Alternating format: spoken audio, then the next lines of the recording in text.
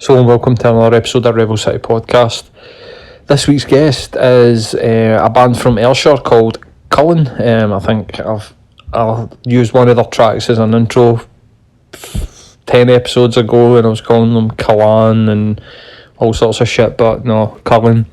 We had the boys in a couple of weeks ago, had a cracking conversation. Obviously, as a former wannabe rock star myself, it's always cool to sort of sit down and talk to people about their influences. So we get into what got the guys into music, how the band got together, how they found music, being in the music industry in 2019, how they make money, and how the scene has changed over the years, because the guys have been about for a wee bit. Cracking conversation, cracking couple of lads, and an absolute fucking stonker of a band. They've got an album out on Apple Music, Spotify. Definitely go and have a listen to that. They've got a gig this Saturday in Edinburgh, and I'm going to try and get along on Saturday night to that. So, again, thanks to the guys for coming up and sitting in and talking to us and getting into it with me and Matt. And as I said, cracking conversation with a cracking couple of lads for a cracking band. So, here we go, Culann.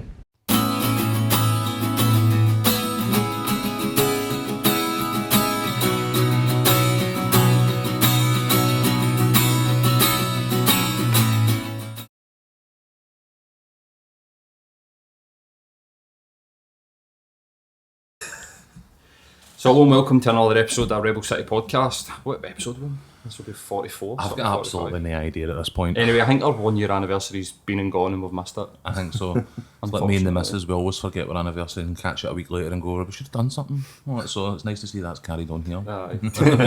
You're the problem then? I'm almost always the problem. Anyway, this week's guest are, and how do you say, is it Culann? Culann. Culann, right, okay. Yep. So I've been saying Culann. So I played a couple of the tracks off the record on a couple of intros to the podcast. Nice one.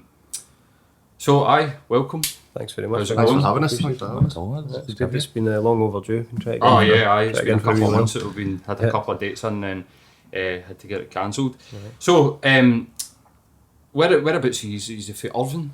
We're from Irvine in Ayrshire, right? Yep. All five is Irvine, yep. All five of us. So you are all for the same area, that's good. Yeah. How did you get together then? Was it like Manic Street Preachers you met at school? Was it met at uni, or Kind were of. yous, like Aye. on different bands? And thing there's is- only like 4 different ways that a band gets together, isn't there? There's like That's true. To be honest with you, like we're all friends. I suppose that's the kind of cheesy explanation, but school pretty much. I mean, obviously me and Sean were brothers, so we were playing in kind of daft bands, cover bands, and all the rest when we were younger, playing Offspring covers and just Misfits covers and things like that, and just progressed into knowing different people through school. But we all went to Greenwood Academy in Dreadcombe. Apart from Greg, the guitarist, who we knew through friends and skating and stuff like that. So right. that's how we got together. So this lineup's been together for 11 years, which is quite kind of rare nowadays for bands. Maybe the reason for that, I think when bands headhunt, quote unquote better members, or they think they would have a better guitarist or a better songwriter when they headhunt these people, it never tends to last, I don't think, because it's based on that you have a value as a musician, and that's it. Whereas we're all pals and we wouldn't really want to play with anybody else. I think that's the thing, isn't it? When you're going through the sort of club circuits on the way up and stuff like that there has to be like that connection, because you can't just climb in the back of a van with a stranger or strangers, Definitely. whatever, 20 weekends a year and Yep. no end up at each other's throats, although you still might end up at each other's throats either way. If my experience in the back of transit vans with bands is technical. Do you have a usual sort of sibling relationship in the band? Do you like fight a lot, or use the ones that... Really, no. Nah. People always say that to us, but me and Peter got on great.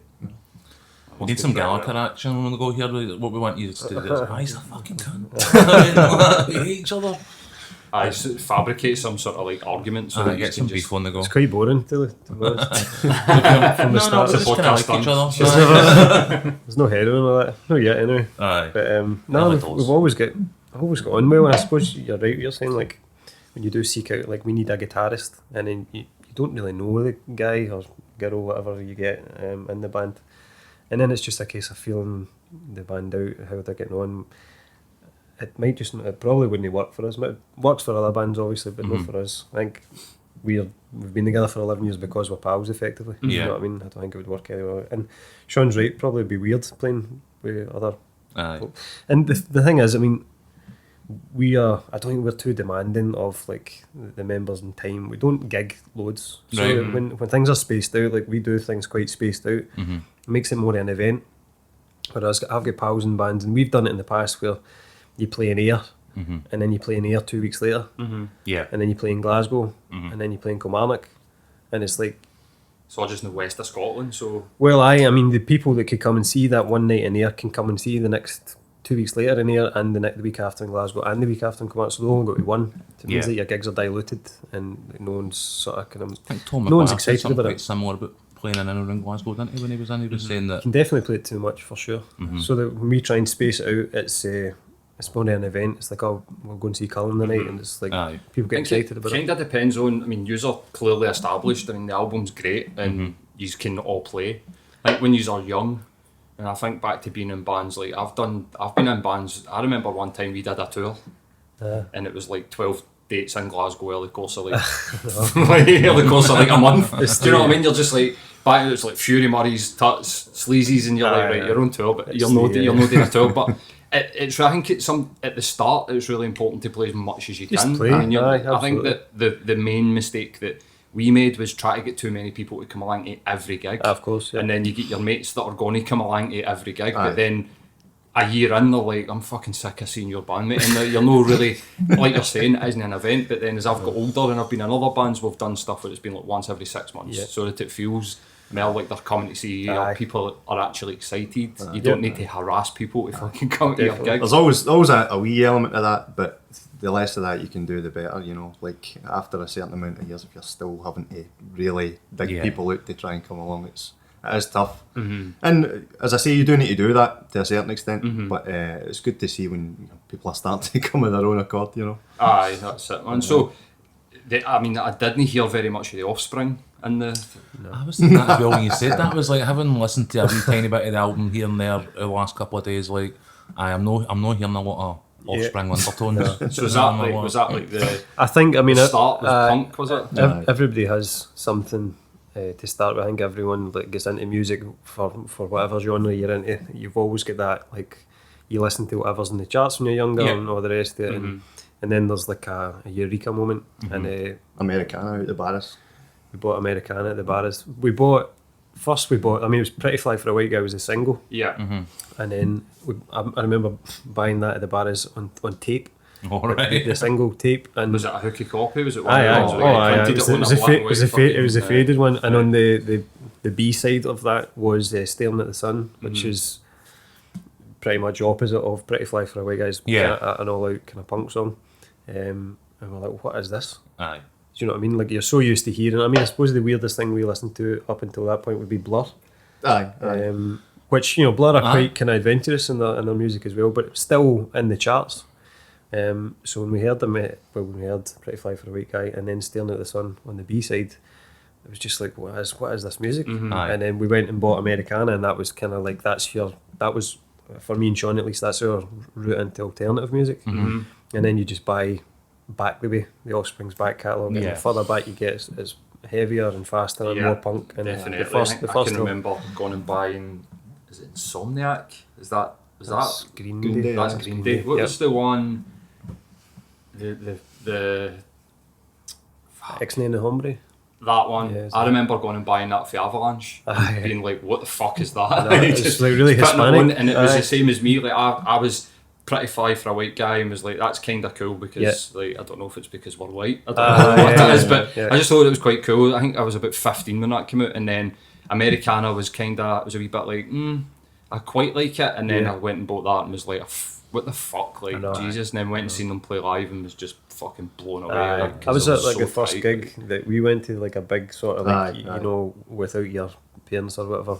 We saw the Offspring. It was it wasn't the Americana tour, was it? It was the Conspiracy of One tour. Right, at the SECC, SECC, they had the right. big house, Yeah, and that's then right, after at the every garage. song, they had another fucking guitar player That's come out and right. play power chords. That's It's right. like, how many guitar players do That's you need, right, man? Like, That was like, I mean, we were seating then obviously because I don't know, 14 or whatever. Right.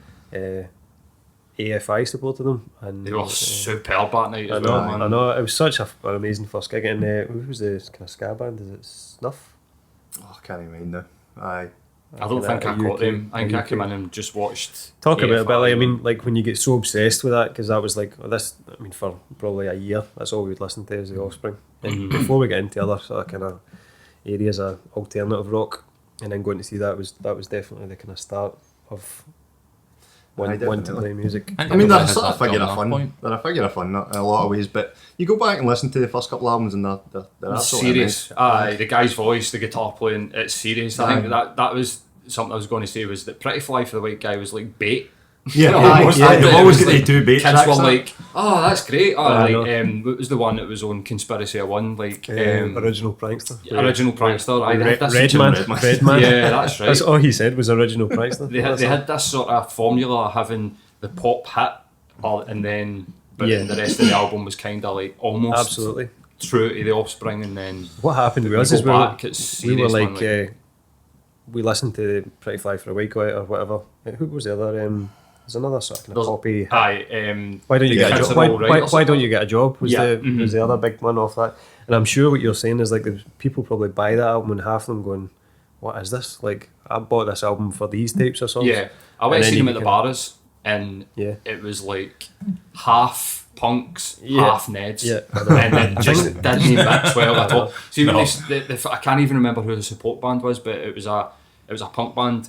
And when they first started, the pit started, and you just seen this just mass exodus of people, just like, what the fuck is aye, that? I Like, know. or Can imagine. the actual Neds being like, awesome, my fights broke out, you know, and trying to get in the middle of it. But A crossover. there was this a weird sort of cross section of people that have heard them on the radio and Yeah, people definitely. that have been into them for coming in with like one dreadlock. Yeah. Do you know what I mean? And you're like, They do have that. I think that kind of cross following. Do you know what I mean? Because when you go further back in their catalogue, I mean, the first album's really political. Aye, It's all about Tehran and Kill the Iran president. and kill the president and That's stuff right, like that's that. So So punk's meant to be button to it as well. Aye, I mean, they were obviously young guys at that stage, but I mean, then they went on to do Smash. I think Smash is the biggest independent selling record of all time. Alright. The guy that runs Epitaph Records is the guitarist in Bad Religion, punk band Bad oh, right, Religion. aye, bad religion, And he started, I think that, and I think he signed the Offspring and all the rest of it and released that, if I'm correct in saying that. And Smash just got so popular, and he was like, right, okay, we'll order more albums, and he started like his garage was full, like, and his house was full of Smash, and he couldn't get it out in time. All right. Like that was part of the problem. I think the Offspring then signed to Columbia or something like that, like a big label, but. I think it's the biggest I think so. selling Right. That's independent record of all time. So who was next after?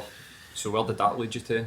I mean, you just sort of get into alternative stuff through The that. good thing don't that you? used to be around then was like compilation That stuff? CDs. Compilation CDs. Metallica. And their label was Nitro at the time, and there was just Excellent all label, the bands signed to Nitro. I remember the Nitro compilations. Aye, just like the with dude Vandals in and stuff like yeah, that. the Gutter dude on the Roof. front with the on the skateboard. Aye, was yeah. in the front of the Nitro. Aye. And the Cran compilation, some of the Cran Aye. compilations Aye. are fucking excellent. Every magazine every now and again would throw you one, wouldn't they? Aye, aye.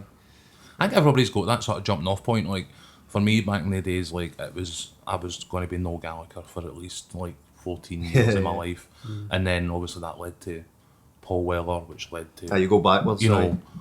soul music and then blues and then so and you kind of start off in one place, and I think everybody's sort of musical influences and journey will have a similar kind of thing where one thing kind of leads to another.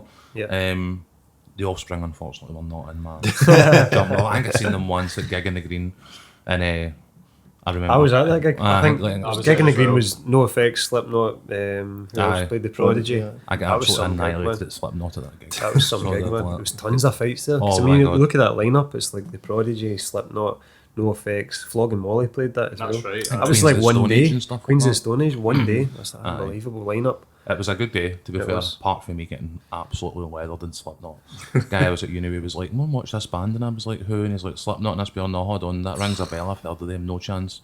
I went, "Come on." It's weird seeing Slipknot during the day. Aye. It's So daylight and stuff so like bright. that. It was. I think it was a really nice day. Yep. Like Open proper with summer's people day. equal shit, and I was like, "Oh, aye."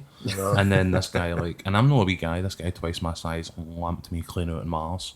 And I was just like, right, okay then, and got up and tried to like dish it back out, and he just laughed at me and walked away, and I was like, right, okay. But it was a good gig. Jane's Addiction as well, Steve. That was a good one. You know what I mean? Like, it's a bit of rock education, or a heavier rock education for a bit of an indie I've kid never that seen day. so many Legal High stalls. Remember that? the Legal theme Highs. parks, Like, and I used to go down to Donington and stuff for Ozfest, and it was always the Legal Legal High Highs, stalls because I they know. couldn't get away with kind of selling didn't know what actual to make of them. Do you know what I mean? Like, see, when you're kind of younger, like, was that alright? A lot of poppers. Tons of poppers. That's right. Before MD actually realised what they were for. Yeah. Just Well, be- I took a Hellbolt ecstasy at Ozfest, and it was Right. basically just a caffeine tablet. I was just sitting there like, what the fuck happened there? I remember So- we were watching Kasabian one time. We talked about the poppers, moved past a joint down the line, and back up the line came a bottle of poppers, and I was pure, hold on a minute. Some random dude had just attached himself to the end of a line, smoked the end of the joint, and passed his poppers back up to say cheers. And he was just like, okay, aye, so Legal Highs definitely were one of the ones where you were like, what you doing, dude? Strange, man. You know what I mean? So what was the first band? Has it always been Culann, or No, what's the name of the first band? My first band was called Planet Caravan because we were all like Sabbath and Zeppelin and stuff right, like that. aye. And we did a gig at the Lighthouse in Buchanan Street, and they were like, "You need a name?" And we're like, "Oh fuck!" And one of the guys was like, "Just call the band Planet Caravan." I was like, "Cool." And considerably cooler than our first name, which was Wake the Neighbours. Wake the Neighbours. that's original. At least it's not the name of another fucking band's song. So how did you get started? What made you like want to play and I like think be in a band? the first thing I ever remember wanting to try and learn the guitar was watching. Because even getting into the Offspring and kind of alternative music and stuff, I just enjoyed the music. Didn't really want to play. But the first thing I remember being in Loch Lomond, where my dad had a guitar, like a Spanish guitar, and he kind of was fairly reasonably good on it. Not amazing, but he could kind of get a tune at it. Kind of thing. Yeah. And I remember being really into Nirvana Unplugged. And Yes. especially the one wee bit I wanted to learn was it's the David Bowie cover. Yeah. The man who Sold the world. I just wanted to play that, and it's obviously one straight. I remember Dad teaching us that, and then through him kind of listening to it, he could try and kind of get a few of the chords. That was the first time I ever really remember wanting to play the guitar, was watching. It's one of my Nirvana favourite Unplugged. covers of that song. Yeah, Aye. that's Especially brilliant. the Kurt Cobain. His voice is just so Aye. good with it, man. So that's the first time I ever wanted to play the guitar, was to kind of just play that wee bit of melody. And then obviously you get into that and you go, oh, holy shit, I can buy How to Play Smash by the Offspring. I remember going to RGM in Kilmarnock, Aye. and there was like the Offspring guitar books Oh yeah, and Green Day guitar books. Learn to Yeah. play this album. You're like, I can't believe that. And it's all power chords when you're learning, so that's perfect. You know, you're not playing anything that is way above your station. It's like, So were you playing first then? I think no, we both started playing, So but it it was was the same time? the same Yeah. time, to be honest. And then obviously Sean getting the drums, and I just stayed struggling on the guitar for the rest of my days. What made you shift onto the drums? Because I think there's always some sort of like psychotic element to somebody that spends their time smashing. fucking- Cameron actually was the drum fill in Brimful of Asher. Corner shop. Corner shop. Aye, corner shop. Was aye, that, it was that bit. That's the coolest thing I've ever heard in my life. And like, almost comical drum yeah, fill. yeah, aye, totally. But for some reason that you just think I could probably do that, and then you see like visually, like drummers, like once you get into more bands, it's just visually amazing to watch. I just always, Something strange happens where the singer wants to be the drummer and the drummer wants to be the lead guitar player in nearly every band that I've ever met. Where as soon as they stop playing, the drummer jumps out and grabs a guitar, and somebody sits and kids on that they can play drums, and you're just like, It's usually me. possibly, Anytime I've been aye. in studios with them and there's an empty drum stool, I'm like pure having some of that. you just want to just smash like I'm animal. fucking terrible. Like, I can't hold a tune. That's why I play In the Air Tonight by Phil Collins, isn't it? Dun-dun-dun-dun-dun-dun. But just wee things like that when you're really wee, they sort of stick in your memory, and then it goes on and on and on. Did you ever do the tennis racket? That was my start. That's where I started. I literally I think I started with a golf club. And it was, you're saying Nirvana. I didn't get into Nirvana until I was about 14 or 15, but I think it was, I'd have been about 8, so it would have been what, 91, 92?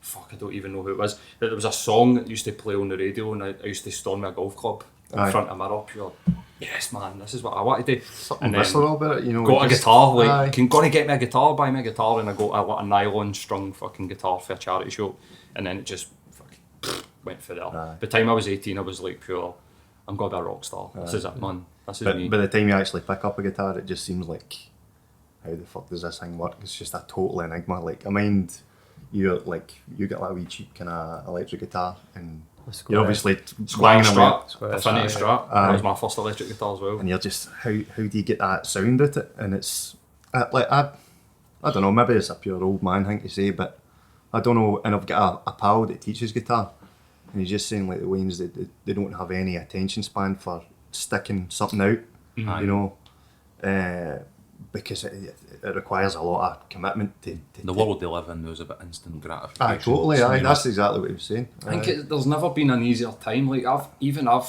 fell foul of this. Like back when I was like 15, I'm sure it'll be the same for you guys. I mean, there was a lot of time where you would either get the tab book. That would be a luxury. Aye. Yep. The sort of norm for me would be taping stuff on the radio and sitting and figuring it out chord for chord. Aye. So you would be like, what chord is that, man? And you Aye. would just be like, oh, it's here. And sometimes you'd end up playing it like really complicated, Aye. and then you would watch them play it on the telly and go, oh so shit, easy. it's so easy. Yeah, They're like, yeah. look how he's doing that. But Yeah. that was how I started to learn how to play guitar. Was I learned all the open chords, and then I would sit and try and go chord for chord, like with recordings. Then comes Ultimate Guitar, and then you've got the tab on the internet, and that's Aye, one step. aye. But even now, one step further, you can sit and watch the guy doing it, Play it along, and he'll I tell know. you the technique. But what I find is that I can learn to play any song, and then I'll forget it. See if somebody tries to tell me a week later, I can still play the first 10 songs that I learned. Aye, Like when I was 15. See if you've got, I sat down and learned like a Radiohead song last week, and I will not be able to play it. Aye. I won't be able to play it because I've just no managed to retain it, because I've just sat, copied a guy on a screen, sat and played it for an hour and then went, right, cool. Aye. Whereas back Did in you the have to day, suffer what I'd over have it? done, I would have ground it out, and Yeah, it took yeah. me days and weeks to learn this song and the ingrained chord in your head, changes, and yeah. it just ingrains itself. So I think that's something that it's easier. It's the easiest time ever to pick up a musical instrument, but it's the hardest because psychologically you can't fucking Aye, retain the information. Definitely. That was definitely my issue. I mean, growing up rune musicians, like I understand the chat, the techniques, and you know when somebody sits and goes, "This is whatever," I go, "Right, cool." See, actually physically making my body do any of it is just pointless. I just don't have it in me. But like, in terms of where he's are now, like, what you know, gig wise, or he's out and about regular, he's well. Well, I mean, that's what I was kind of saying earlier. Like, festival season it's, and that type it is thing, isn't it? sort of spaced out. Definitely is spaced out, and that's maybe like became. I mean, the last few years, as you grow up, you get busier and busier, and you don't get busier and busier. If you know what I mean. Like sometimes there's excuses to be made, and you're a wee bit lazy sometimes about things. But the gigs that we do are pretty much quite spaced out over the year now. Like something I think last year we only played 4 or 5 times, and it was kind of like a kind of conscious choice because we were trying to get the album ready. So we're doing a lot of overdubs, and you're like, so it was more sort of like we have to get this ready rather Yeah. than gig. What's the point in gigging if we don't have this? Yeah. You know, because it had kind of sat for a few years and almost been ready and almost been ready. So we're like, let's get this kind of done. So we don't gig. Right. Possibly That's as, another reason, I possibly as suppose, regular as like what we've possible. been doing, or rather, I should say, PJ's been doing over the last couple of years, is completely putting on our own gigs instead of going through Yeah. promoters. And you probably speak more to that, but That's never there's a lot more work in it, obviously, but you know, the rewards are a lot better as well. Yeah, I mean, like, if you've been in bands, you kind of know. I mean, the whole pay to play thing when you're younger. I mean, I remember going. I can't even remember the guy's name. He was notorious, but he ran the Cat House, or he ran a promotions company. that Twisted was- Ape. Kelv. Possibly. I don't know if that was him. I don't. Basically, I mean, I remember. Oh, was it Showcase Scotland? Was it this guy used to make you pay money to go on his bills? Yeah, so basically, whoever it was, I can't remember the guy's But name. you can make money if Aye, you you sell c- enough. you can- That was it. Aye, That was what like, they sold you. You When pay me £50 up front, I'll give you 50 tickets. That's right. But you'll make your money after the tickets, but you're like, no, but what if I don't sell? These 50 Exactly. still, like, still have to pay. Aye, I but remember- you still need to pay your 50 quid, which that was years ago, so I'm talking like 2004, 2005 I'd be dealing with this guy, so now he'd probably be charging 150 quid to get, if he was still going. Hopefully Hopefully the pyramid going. scheme of that. Hopefully Yeah, the guy's yeah, fucking it's like, promotions you company know, speaks. It's horrible, man. I'm because recruiting you, now you go He recruit used all to say 50 stuff people, like, you I'll know what have I mean? Like, scouts for Sony there, and Aye, I'm I sure. remember the guy, I won't name his name because he's still active on the music scene. he was the A&R guy in air quotes for Glasgow for Sony, and I went into fucking Bearsden Asda and he was standing in the bakery bit in Asda. I'm just like, you're not fucking A&R guy, mate. You're just a clown that's coming to gigs and getting free pints half of young guys. Do you know what I mean? Claiming that you're going to be able to get them a record deal one day. I remember whatever gig it was with the Cat House or Ivory Blacks or something. We were on holiday in Cornwall, and John, who used to play bass in Wake the Neighbours or WTN, phoned me, and it was like the guy was kind of hassling him about the gig that we had to cancel. I think we had to cancel for some reason. You still owe me the tickets. And you're like, well, we're giving you plenty of notice. Like, oh no, selling it. And he was adamant. And when you're younger, like, you're desperate for gigs. And see being from Irvine in Ayrshire, like, see a Glasgow gig, it was a big thing. And the Cat House, like, it's a big thing because it's a venue, it's established and stuff. So you're really excited about it. Yeah. And that whole sort of thing just sucked the joy out of everything. Yeah. You know, it was just such a It's kind a of... draw into it, like... And you don't know what to do when you're like 14, 15. You're like, if you tell your I've mates, signed a contract the here. thing about it is that you've told... If you're telling your mates, I'm playing in the Cat House, like, we used to play Tuts all the time. It was like every month we would be like, I want one gig or another in Tuts. We used to get double the amount of people that would come to the Tuts gigs, and you would say to them, right, when we made a conscious decision to take a step down and go to Sleazy's, because it's like, they're fucking taking like $3.50 every £5 ticket that we're selling here. Go out to Sleazy's and Mig would give you a better deal, so we'll go there.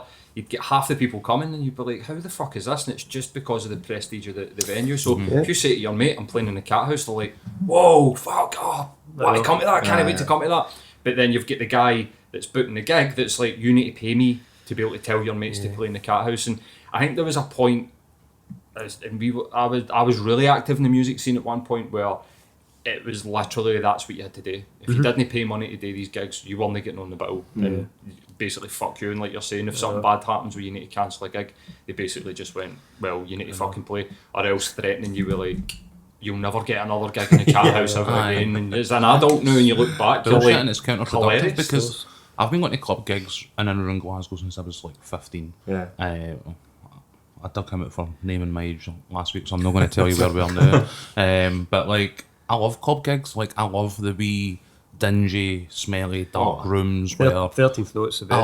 13th Note Cafe, man's fucking, I love it, man. I love playing But like, and I think it comes into that, like, what I'm trying to kind of get at is the notion, like you're talking about, when people pick up the guitar, the patience and the kind of, you know, longevity that you need to sometimes dig your heels in and actually just keep getting through it. Like, that's something that should be encouraged in people, because I see a lot of people, you know, bashing guitar chords out on Instagram, expecting to get record deals off of YouTube and all the rest of it. But like, I don't know that we're getting guys like yourselves who are still actually out in the clubs, actually bringing people in the door and like honing your craft the same kind of attention that we used to give. You know what I mean? Like, I remember watching, you know, going into Glasgow, and you could walk into any 10 different venues and there'd absolutely be a reasonably good band on. And like, I don't know that that's still necessarily the case from the tune anymore. And I think if I was walking in and seeing a band like yours in a club gig, I'd be fucking mind blown, because these are a seriously good quality band. And I don't know that I'm seeing an awful lot of that anymore. People, are they taking the fast route? Are they looking to manipulate social media to get themselves forward, or are there still good people out there actually like grinding it out in the toilet to them? I mean, the thing is that with younger bands is that you have to rely on promoters. Do you know what I mean? There's no two ways about it. When you start a band, like, you're not going to, especially when you're younger, I mean, if you're 15, 16, you wouldn't hire a venue. No. There's no way that a thought would even enter your head. What I'm going to do is I'm going to hire a venue here, I'm going to make a wee bit of money and it'll be a really good gig. You rely on promoters. And you can't just start hitting up the big promoters in Scotland and Glasgow and expecting to get a really good support slot stuff. You need to play the smaller shows and more regularly. So you have to play Glasgow especially quite frequently in order to build up that sort of credit to get a better support and all the rest of it. So these guys back in the day were notorious for that sort of pay-to-play sort of kind of model, which was just, I mean, like I said, we signed a contract. I'd love to see what I signed when I was 14, 15. What was it? Do you know what I mean? I've still got one. Probably still on you. I've still got a Building up a Showcase court case. Scotland contract and a Fury Muddies contract that were both pay to play. That's Somewhere. crazy. I don't think it in my memorabilia that I've exists kept. I think anymore. if you're walking 100 people in the door at £2 a pint and you're going to have the guys there for 3 hours, like, is there really a need to take 50 quid off you on the door when you're going It's to the walk? 13th note thing, wasn't it? They used to say if you made 100 quid at the bar, then you keep the full door. You don't pay anything. Yeah. So literally like 100 quid.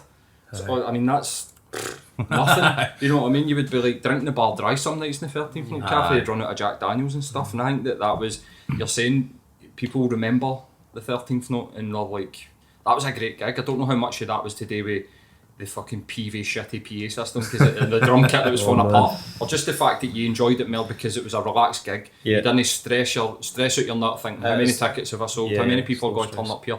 It was literally like we need to get 100 quid at the bar and then I'm going to get, and then let's say 40 people through the door at 3 quid, and then you keep all that money. It still looks busy. 40 people still looks busy. Some of our most enjoyable gigs have been in small venues, and it's one of the things as well. See, and I mean, in the last sort of 5 years, we've started to put our gigs on ourselves, and you hire the venue and you do your own artwork and you pick your own bands, and you have total control of it, which is nice because part of the problem is, especially a band like us, is that we don't really fit into like a genre, specifically well. Yeah. So the lineups we've been involved with over the years have just been sometimes really. I mean, we supported UK subs. Right. Quite a kind of. A legendary punk band, British you know. punk band, and it was Really? disastrous. Really? Disastrous. That's a shame, man. Well, maybe no disaster. I wouldn't say disaster. But I think it was pretty disastrous. scary looks for the audience. I would say, having listened to what we've listened to, I can see you working in a small venue and then being that mind-blowingly good gig, but I can also see it scaling up. You know what I mean? Like I can see I can imagine he's at bigger stages, bigger venues, and still being. But then I think it probably is. You've got to have something about you that tells a similar story. You know what I mean? Like I think up against a balls out punk band, it might be quite jarring. You know what I mean? Like, Well, I mean, we've supported. The thing is, with that sort of kind of sound we have, we've supported every day in Glasgow. You know what I mean? Played Touch loads of times and kind of been around the place and supported country rock bands and prog rock bands and punk bands and like how was that Japanese band called Fact. We supported like a kind of technical pop metal band. It was really so we've like done a sort of because J-pop metal. it was quite interesting by the way. my brain just can't compute that at all. It's just had like a but like error. because you don't have like a weird pop rock or weird folk rock or weird, whatever, you play this sort of. So I think when you've got like a specific genre, you've got a subculture attached to it, and then in a lot of ways you're off to the races because you have those people already there wanting to hear that kind of stuff. That was something that I really enjoyed about it, and it was something that I was going to bring up, is that it is a really eclectic album. I mean, it's got a sound, like it's got this sort of overarching sound that it's definitely, if anybody was to listen to it a few times and then hear another track, you'd be like, that's definitely that band. But there is an eclectic thing. Is that something? So like I was in a band for 10 years that was like that, and we had the same problem where people would say, we'd even had people record labels say, you don't have a style, and that's a problem. Like, you need to get a style, otherwise and I used to be like, well, fuck that, like I like listening to different types of music, and we would just write stuff no really considering style, and we would just write what the person, the individual come up with, and we would work on that, and whatever came out the other side we'd be like, well, that's us, and either like it or lump it. But is that something that you've consciously done, or do you just do it like you just work on it, you just work on tracks? I think everything's just unconscious, I've never personally, I don't think PJ has either, sat down and thought to ourselves, it needs to be this way or it needs to be that way. And I think listening to a lot of people that I admire and stuff like that talk about flow. I don't know, you listen to the Blind Boy podcast, he talks about that, where flow state. If you're really hitting it, it's almost as if you've got nothing to do with it. If you're really hitting that kind of sweet spot, it's as if it's just been given to you, if you know what I mean. Like whatever you're writing or whatever, it just seems to naturally appear in front of you. Whereas if you were to sit down and say, well, this needs to be in this key, it needs to be this speed, it needs to have elements of this and that in it, then it would be a wee bit more forced. And I'm sure I admire people that are able to do that because they have that level of craftsmanship that they know so much that they can do that. But I think when you're trying to come up with something unique, the flow state is the absolute pinnacle of what you can aim for. And then it's not really up to you what you come up with. That's it. I think that's bang on. I think it can be helpful. to have somebody that's got that type of musical knowledge where they go, well, you're an F, and you shift it to here or that. Yeah. So sometimes where you're like, I can hear that chord, but I just don't know where it is. And if you've got somebody that's like, it'll be that, because that's the natural progression for that chord. But you're right, I think that when you start sitting down and going, right, this is something that I've actually had somebody try and do that's been in a band with me before. They went, right, let's just pick an album, and that starts with a fast track, then it's a ballad, and let's just use that as a blueprint. Template, We'll just write that time, and it's like, well, I don't know, man. Like, I don't know if I really want to start thinking about the song before I've wrote anything. So we've not even put a note down, and you're going, let's start off with this and start, and it's like, I don't think that works. I think I've always loved it more and enjoyed it more when it's been that sort of, let's just see what happens and just write what's naturally coming out you as an artist, even though. And I take it you're right in the group, or is there somebody that takes the lead on that? Or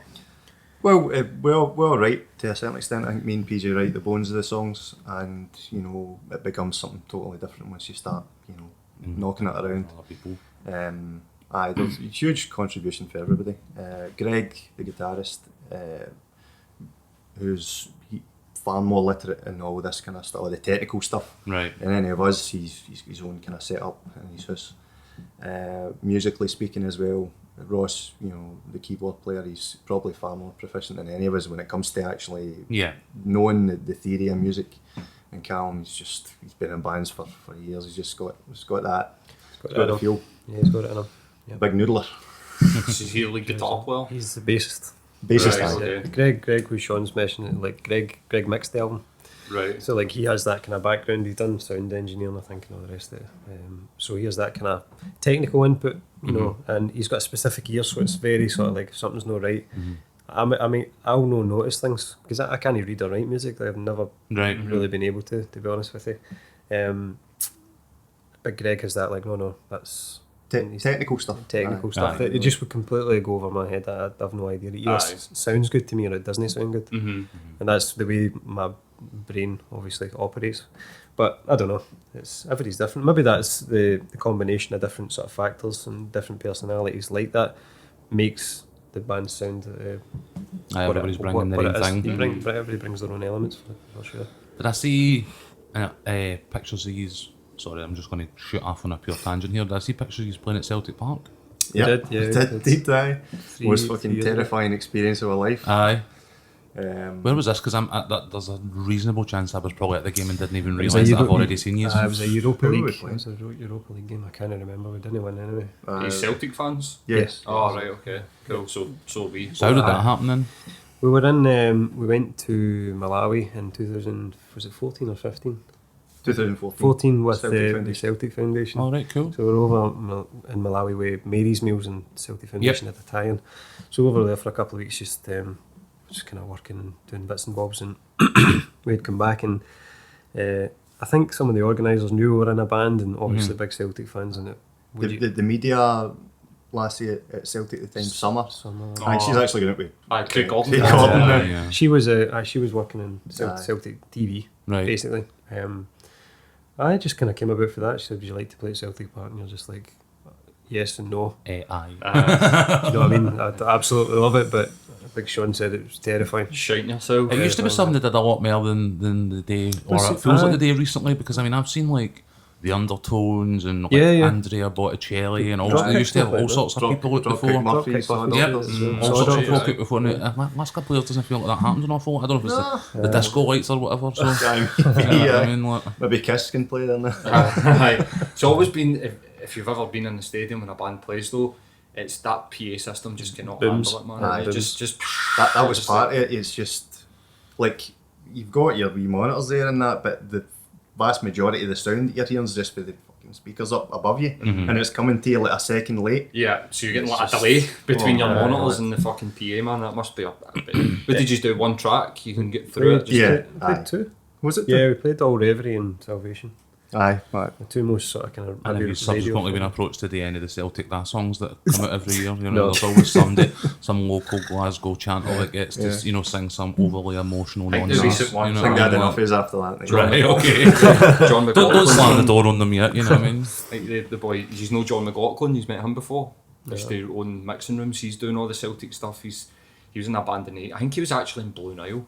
Oh, right, And, right. but he's now having a crack at another music career where he Right.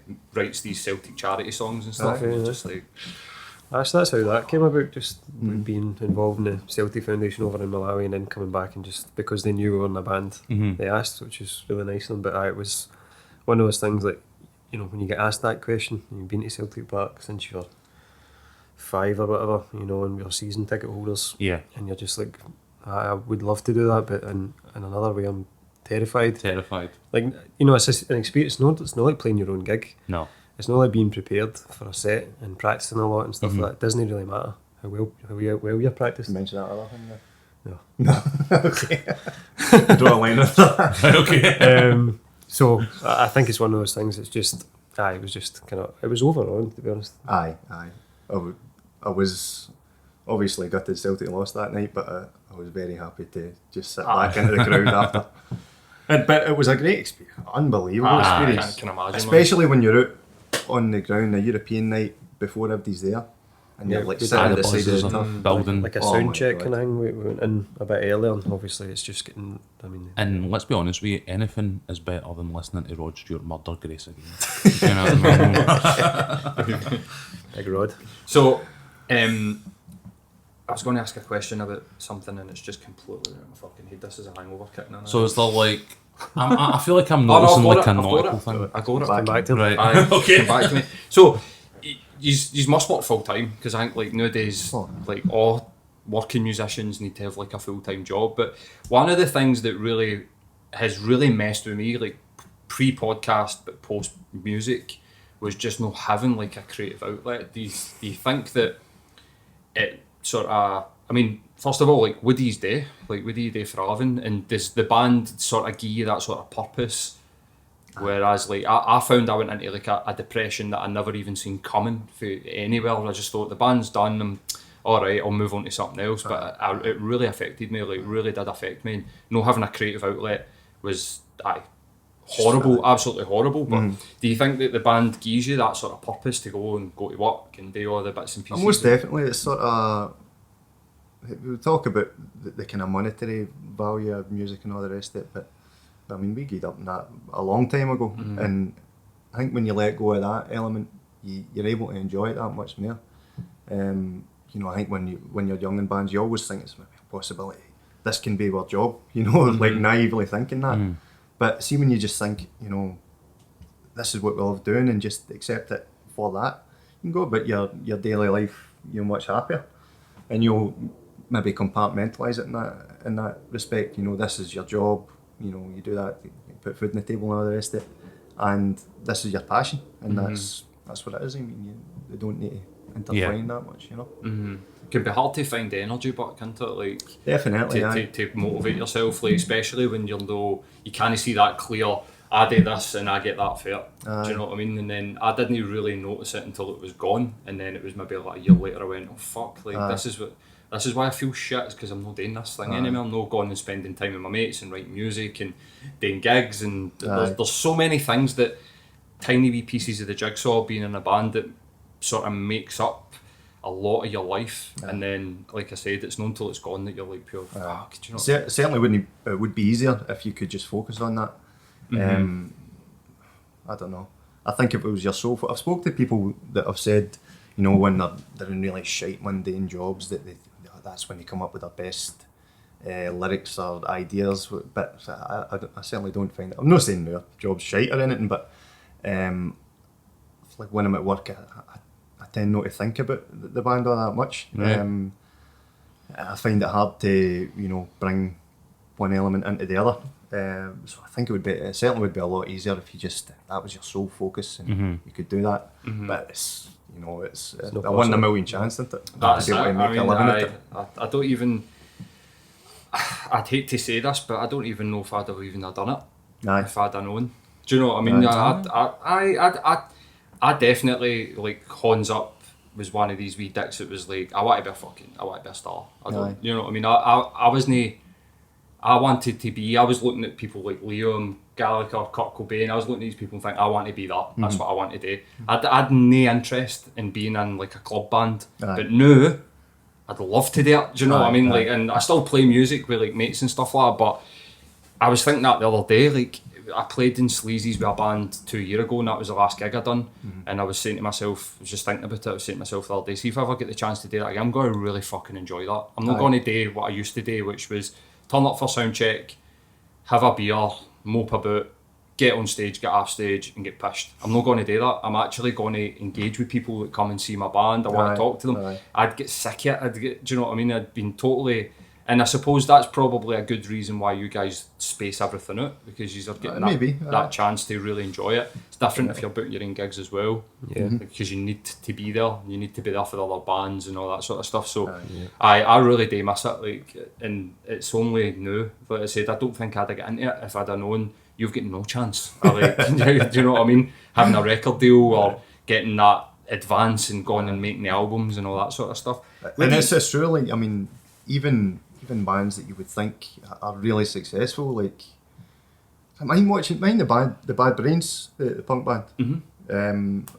Watching the documentary about them recently, and they're in the kind of Mount Rushmore of punk bands. Aye, definitely. And like at the end of the documentary, you know, obviously the guy HR's going through, he's got mental issues and all the rest of it, but the guitarist, and this would be a guitarist that thousands and thousands of people idolise, and he's going back to his job at like an organic farm shop, and it's just hard to imagine such an influential band that have changed so many lives and influenced so many other bands that, you know, there's a guy who just has to go back to his day job at the end of it. That's crazy. But I think if you can accept that, you know, maybe it just isn't that lucrative, you can enjoy it that much more. And there's nothing wrong with that, you know. I know that it's no. And I get your meaning. You're no talking down about the guy. The guy's a fucking great artist. Do you think we undervalue it? I think we undervalue art just as like a society in general. Wow, I would say so. I mean, just the way that it's set up now, it's, I don't know, it maybe oversaturated. Maybe it's the way people access music that it's so easy just to bump and just, you know, download it, you know, for nothing. I don't know.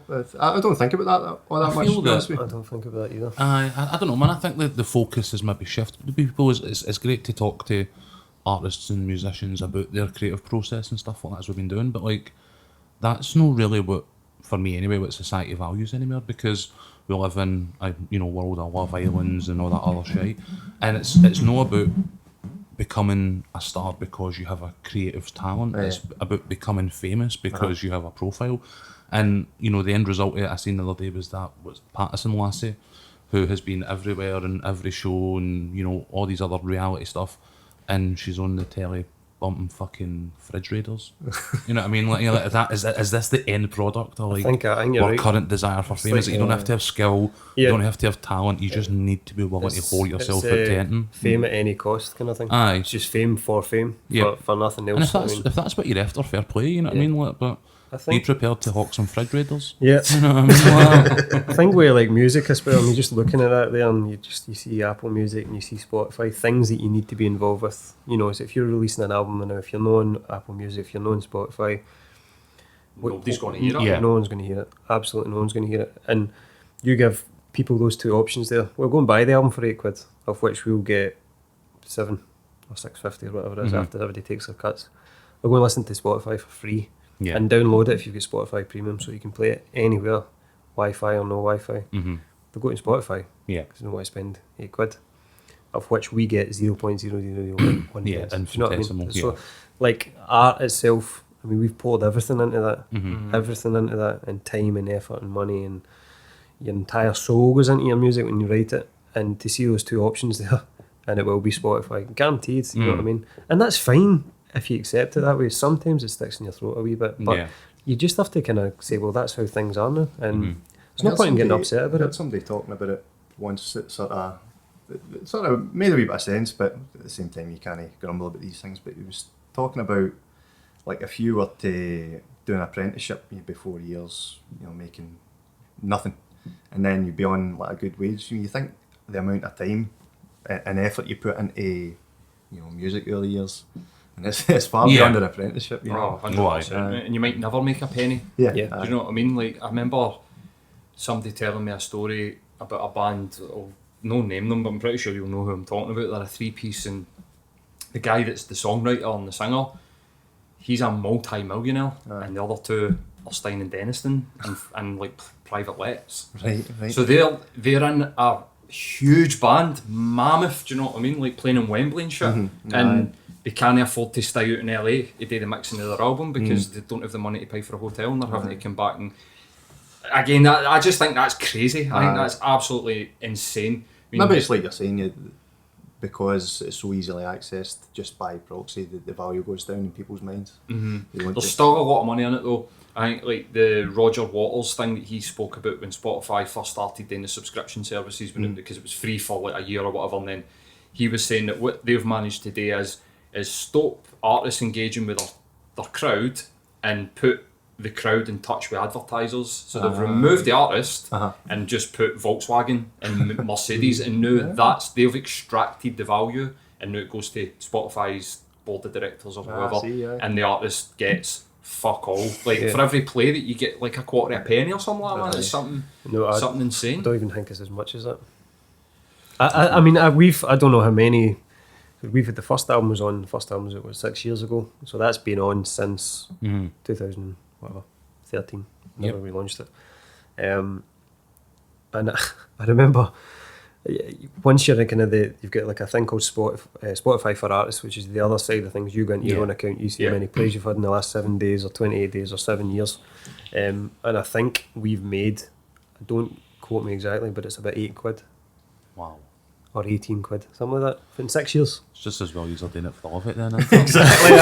It's really what pissing and one about it, but that's exactly that's a lot of fun at the end. That's the way. I mean, see, like Sean says, if you don't take it seriously, there's no point in saying, I can't believe we made £8. The other side of the coin is you say, well, thousands of people have listened to the music, and that would have never been possible if it wasn't for that platform. So you just have to say that's the way it is. I think the way the industry's changed, and I think we're moving to a place where it's changing again when you look at how like artists are now utilising things like SoundCloud and all these other sort of platforms. It's almost like the internet like demonetised the music industry because people were no longer buying CDs and stuff like that. I think we're getting to a point where they're now starting to successfully remonetise it again with monthly subscriptions, but again, no to the benefit of the artists. And like, sorry, excuse me, like, oh fuck, I did it again.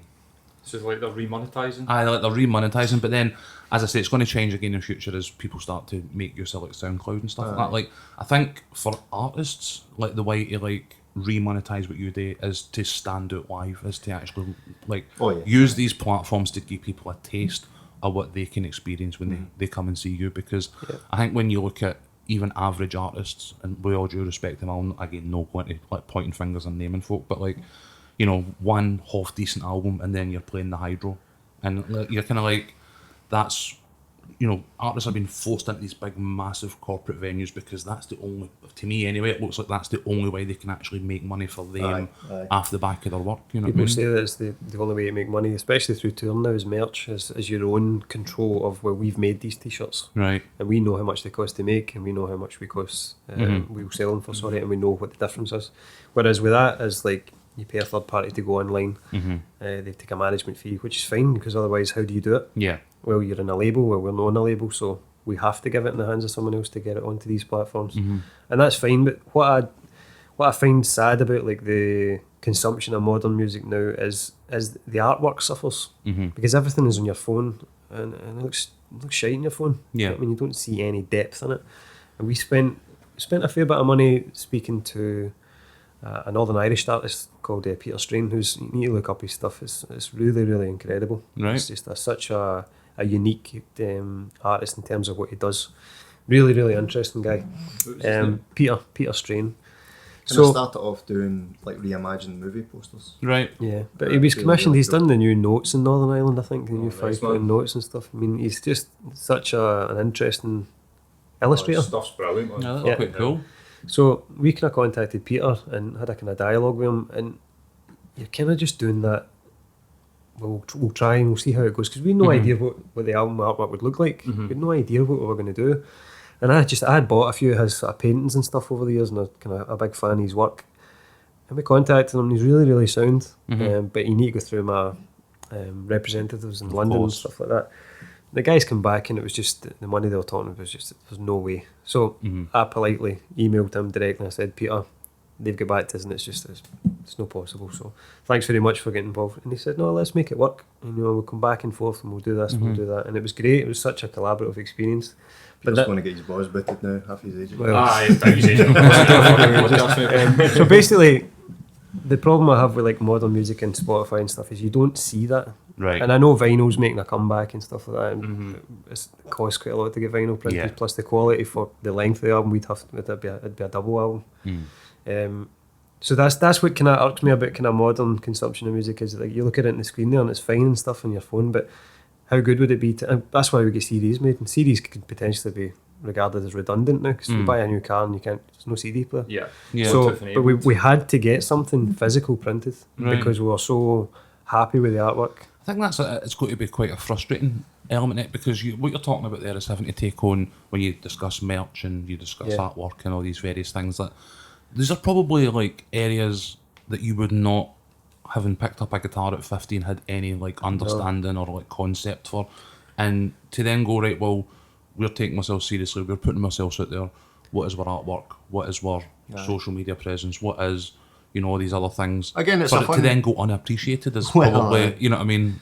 It's a fun new element as well to play with though. Like you always kind of dream about having your own t-shirts and whatnot, and it's kind of forming that image that you want to put out of yourself when you how you want people to see you. Yeah. And just the vibe that you want to put out, and it's something that we enjoy. I think great artwork is something that in the past has definitely helped me artists. I mean, I loved Gomez back in the day, and like their first couple albums had amazing, like kind of almost abstract, like block artwork, and I had like bus-stop size posters there in like rooms and stuff like that. And it was something that used to be utilised a lot more in people's promotion of their work. Like when I'm looking through your stuff, and I think we kind of tried to touch on it earlier on, but then Shields remembered what he was talking about. But it feels like there is a bit of a nautical feel, and I've noticed when I was looking these up, there seems to be a lot of like you make use of like black, white, and red. Is there like a theme thing going on there? Is it? Maybe it's just a subconscious thing for being close to the water all our lives, but and you're literally sitting with an anchor on your shut the nose. That's unrelated. That's unrelated. Corinthians badge. But maybe it's just a subconscious thing. But with the album, it just stuck out to Peter. I think there was a track called "Sunken Ships" on it, so it's a striking. It's always an image in your head. A sinking ship is quite an iconic thing. But that was the main reason behind. One of the reasons that there's actually, he was really good when he was talking to us and preparing for it. That if you look at the album, there's a wee sort of Easter egg at the front where pretty much every single song on the album is represented in some little image on the front. And that's the kind of detail we put into it. So, and the ship itself was just probably the most striking image that he could go for. But the sunken ship and the Irish Round Tower underneath it, they've all got a wee meaning, and they'll relate to a different song. It's cool artwork, man. It's seriously cool. I mean, the first thing I did when you handed me the CD was just straight away, like, I want to read the book. That's in the book. Because I'm just part of that generation that you guys are part of as well, where that was the first thing you did. And one of the first things that I used to do as well was, who wrote these songs? So I would always go to the back and be like, who's writing the songs, who's the producer, I want to know this, I want to know this. Like, it was almost like an experience, and it was even diluted when we were young. I mean, you used to hear guys talk about in the 70s, they used to get paid, they would go down, they'd buy the album, whatever that album would be that week, they would listen to it all week, and then they would do the same on the Friday. I think that part of why, I don't know, you might disagree, but I think that they priced people out of music at a point in the sort of the oversaturation. I mean, if you think about that time in like 2001 where it was like Limp Bizkit, Culann, like all the bands, was millions of them all kicking about, and they all had an album coming out here, there. How are you going to buy all that? How are you going to buy all that music? So there was like oversaturation, and then albums started to reach that sort of $16.99, and people were like, this is unaffordable kind of deal. So I can understand why people like me went to Napster, because I was a Napster. I was a Napster when, you know what I mean? I was sitting, I had like every Jimi Hendrix track, every And when Yep. Metallica came back, it was like fucking straight on download everything that they've fucking ever done. Lars Ulrich having a breakdown. But he's found got, that they've myself, got a lot to answer for when it comes to, I think, this model, because this was a sort of, maybe no Metallica, but just Napster in that sort of time period in general, because this was literally the music industry just trying to claw back, how do we make money, because there was a Aye. period of time where they weren't signing anybody, Aye, there was aye. no new music, like very little new music coming out. Yeah. It was all just the sort of Coldplay, Snow Patrol, Kings of Leon on Yeah. that big rotation. Yeah, And I think Killers. they had to do something, but I think that if they were to do something productive, it would be emailed back to the artists, sort of making you all that fucking money. Do you know I don't know what if I'm you've seen this. I think this week, and it was Katy Perry's latest single. I don't know if you've seen that in the news. Somebody took it to court, didn't they? Oh no, that's a different thing. Aye, she's copied. I don't know, some song sounds like Oh, another right, song, different one. but basically it's interesting to read actually, because they break down how much is left at the end of the pot after Katy Perry's been paid, and like it's how much it made as a single Yeah. worldwide in terms of people downloads and all the rest of it, and then it's how much is left at the end of it, and it's just collaborators and artists and mixing and distribution and Yeah. worldwide distribution, and it's like there's not a lot of money left at the end of it Aye. compared to the top line, what it actually is worth, and to what it was left at the end. And Yeah. there's still probably, I think the thing is, there was still a few people struggling to get paid from it. Smaller time people, maybe the guy that opened the studio in the morning. Yeah. You know what I mean? These kind of wee things that you don't really think about. But it was interesting to see the top line, what it made, and she's like one of the biggest recording artists in the world, Absolutely. obviously. And then the bottom line, there's still a few people saying, well, I'm due $45 for opening the door that morning, and there's still people struggling to get paid. So it's interesting, sort of that level. Yeah. And then you're talking about our level, that level, and there's still People not getting paid Aye. at the bottom. It's And kind of crazy. and back in the day, it would have been your label, your management, and then you'd have got whatever. Do you know what I mean? But, and people used to moan about 20%. Like, fuck, I'm not getting 20% to this guy. Yeah, get yeah. out 15 or whatever. No, it's just fucking. Aye, like you're saying, I think Artists that are out of if barrel. there's a theme of the podcast, it's that you don't get paid for your art. It's saying, Wild West.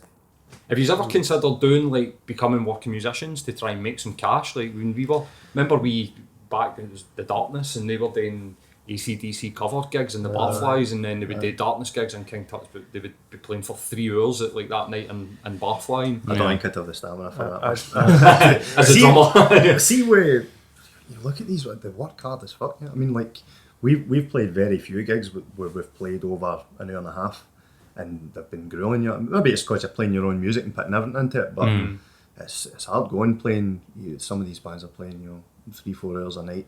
So How does Springsteen do it? Like God 250 God nights a alone year. knows, man. An You know what I mean? alien, Like, plays man. for 3 hours. Must Aye, be it an must be alien. I like. remember watching a documentary about Rush, and Neil Peart started his preparation a year before, and it started with him going to the gym. Aye. So, do you know what I mean? Like, guys in That's his sense, 70s, do you know what I mean? Aye, Like, true, I think aye. I think he in his 40s or his 50s, he went and completely relearned how to play the drums because he was like, my wrists, my elbows, my shoulders, Aye. everything hurts. Aye. And he went to this jazz guy who was just like, you're playing wrong. Aye. Like, you need to hit less, but you need to get the same amount of power. So I'll teach you how to, and it was about like Technique.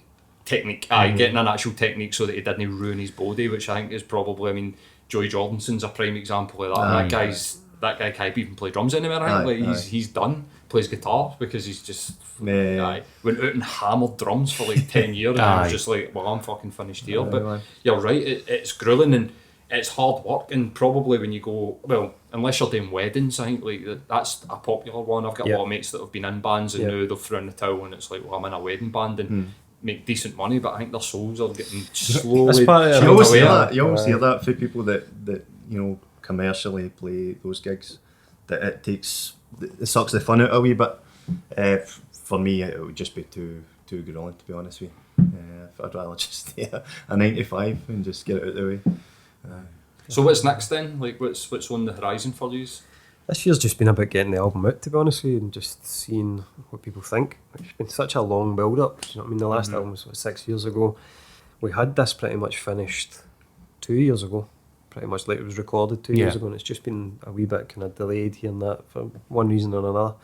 So this year was all about the release, and obviously it was the end of April there, so a couple of months in. It's just been about getting the music out and getting it kind of in people's ears, basically. So the reaction's been really nice. We've had more plays.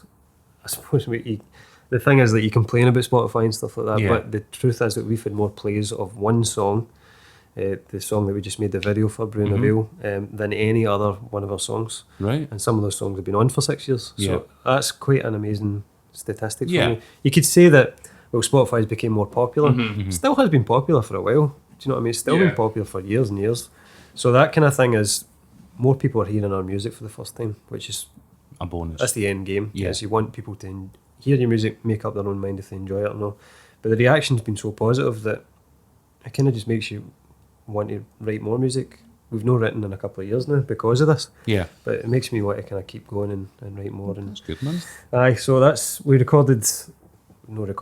filmed a video for Brew Veil in the last month, which was released 2 weeks ago, which is it's been getting good numbers and a lot of good reaction as well. So that was, it's like another art form that it's a shoot off from, obviously. Yeah. Recording Something you might music. not have readily been expecting to do Aye, back in the day, but that's you need right. to now. It's became one of the things that I most enjoy as well with being in a band, because it gets that other sort of wee creative Yeah. element that maybe you didn't know you had. And it's a nice platform, because a lot of people are consuming music even just on their phone on YouTube. Yeah. You know, so I think it's the #1 music Yeah, that's- streaming platform in the that's world, right. YouTube now. So you need to kind of have it if you know what I mean. But Yeah. we try and put as much effort in, and hopefully that comes across. I think everything with me is fair enough. We don't play every month, or we don't even play every 2 months, or we don't release something every couple of months. But when we do, I want it to be good quality. Yeah. I want the posters to be striking. Mm-hmm.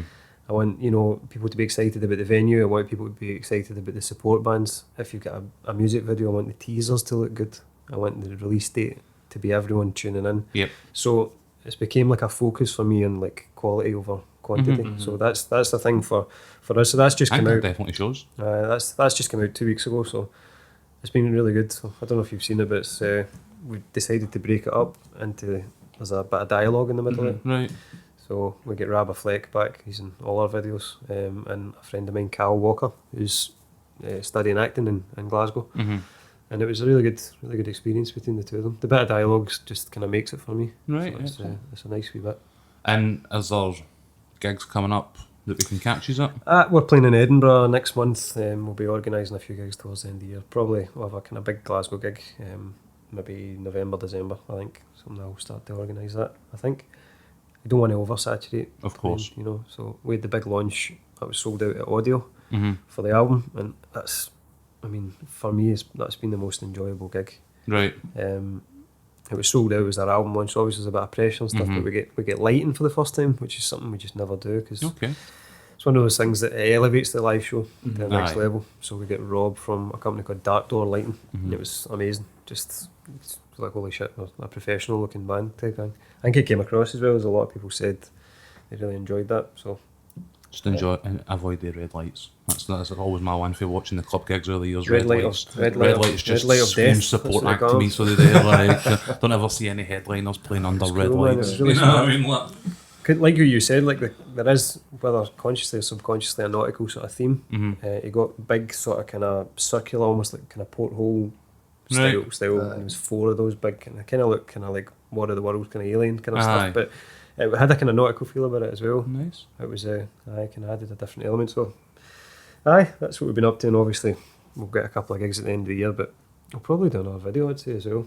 Aye, there's certainly a lot of material to draw for this, so Definitely. why man. not? Get A it lot out of there. good material as well, man. Keep an eye out I'd for say them. to anybody to go and like give the album a listen, even though you're going to get a fraction of a penny for the for their stream. But Buy a CD. Get it off buy a iTunes. CD, aye. Buy a CD. Buy a CD, or like buy it on iTunes as well. I think you get more for that, I'd imagine, than We we do, yeah. But no, the album's great. I don't even. I mean, I think I've had. This is the 3rd band that we've had on the podcast, and even with Tom McGuire, I was saying to him, like, I'm not just saying this because you're on the podcast. Like, I really enjoyed the album, and it's Cheers, on man. like my playlist and stuff. So thanks for coming on, guys. That's us like sort worries. of time up. And, I appreciate it. we'll share everything. Do you want to just tell people where they can find you? Like, and I mean, we're on sort of everything now, so it's Facebook.com/Culann Band. It's just at Culann on Twitter and Culann Band on Instagram as well. So you'll find us. We've not got a website yet. You don't need it now. Don't need do it you? now, aye, I know. Yeah. So like it's just all the kind of social media ones. Bandcamp. Yeah, and the music's available just in all the kind of, just we're on SoundCloud, Apple Music, Spotify, I just get like Bandcamp. t-shirts and stuff on Bandcamp. Is that? We've no t-shirts left. We sold it the last kind of design, which was the kind of ship. Well, that's good. We'll be getting. Aye, the kind of, again, like it's the artwork. It's important to us, and they've always kind of went down well. So no t-shirts now, but we'll be getting them. Get them back in. Well, cheers for coming on, guys. Been a Aye, good conversation. I really enjoyed that, and best of luck, man. We'll share everything on with the episode and all that, all the links and everything. Nice So, one, man. cheers. Thanks again.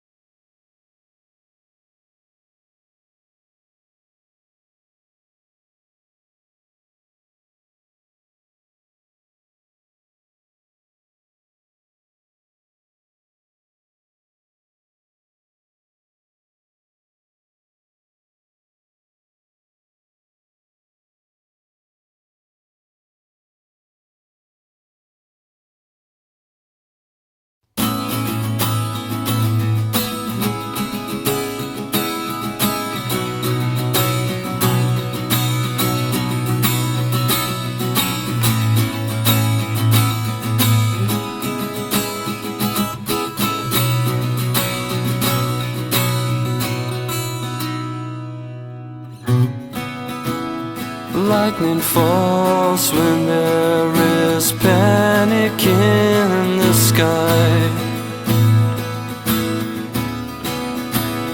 Thunder calls when all but fear is left to die.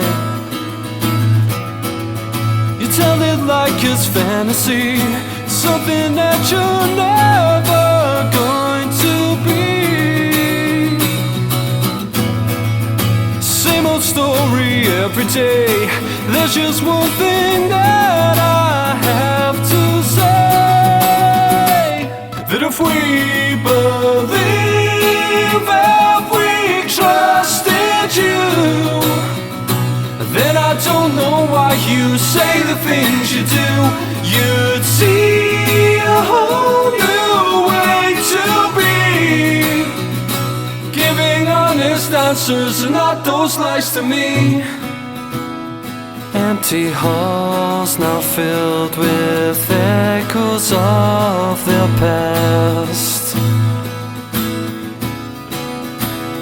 Honor stars, they lived each day like it's their last. You tell it like it's fantasy, something that you're never going to be. Same old story every day. There's just one thing that I have to say, that if we believe, if we trusted you, then I don't know why you say the things you do. You'd see a whole new way to be, giving honest answers and not those lies to me.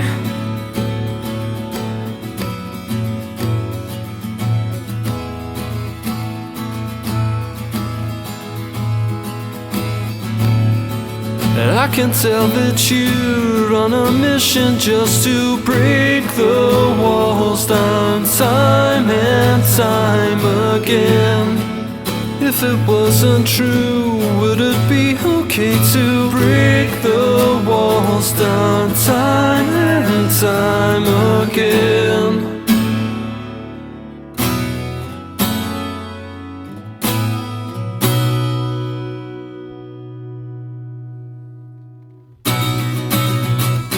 That if we believe, if we trusted you, then I don't know why you say the things you do. You'd see a whole new way to be, giving honest answers and not those lies to me. Believe, if we trusted you, then I don't know why you say the things you do. You'd see a whole new